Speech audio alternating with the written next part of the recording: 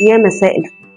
في أمثالنا المصرية كل حاجة لها حكاية وأصل، مفيش حاجة كده بتعدي، حتى الدلع ليه أصول وحكايات. ما تلاقي الدنيا ماشية عكس ما أنت عايز، تلاقي نفسك بتضحك على حالك، تبقى هي دي اللحظة اللي بتقول فيها لنفسك يا دلعتي، وهاتوا كوباية الشاي وتعالوا نعرف أصل الدلع اللي اتقلب وجع.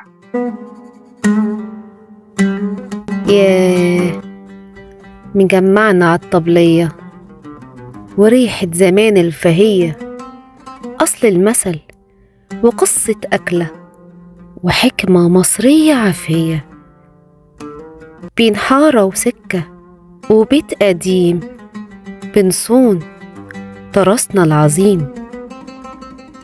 ومع شيرين هنحكي عن بكرة والقديم، حكايات مصرية مننا ولينا ومكملة فينا.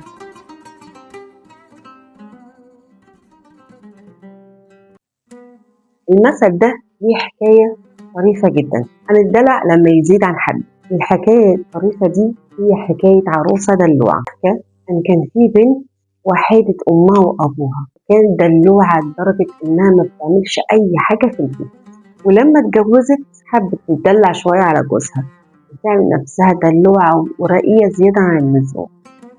فجوزها كان قاعد في البيت، فهي عملت إيه؟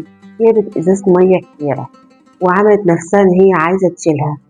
الإزازة كانت تقيلة بس هي في الحقيقة الإزازة كانت خفيفة، وبقت تمثل إن هي مش قادرة تشيل الإزازة.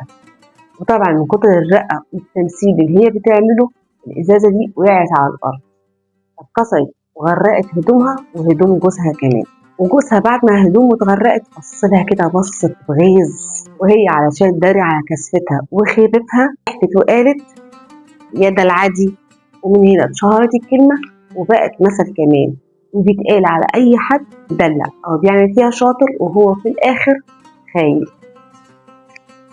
المصريين بيستخدموا كلمة يا دلع دي السخرية من الشخص اللي قدامهم، وكمان لما تخطط مع نفسك عشان تعمل حاجة وفي الآخر تفشل تنبصص نفسك في المراية كده وتقول يا دلع دي أنا. قولولي بقى إيه أكتر موقف حصل معاكم وقلتوا لنفسكم يا دلع دي وخلصت كوباية الشاي وخلصت مع حكايتنا النهاردة؟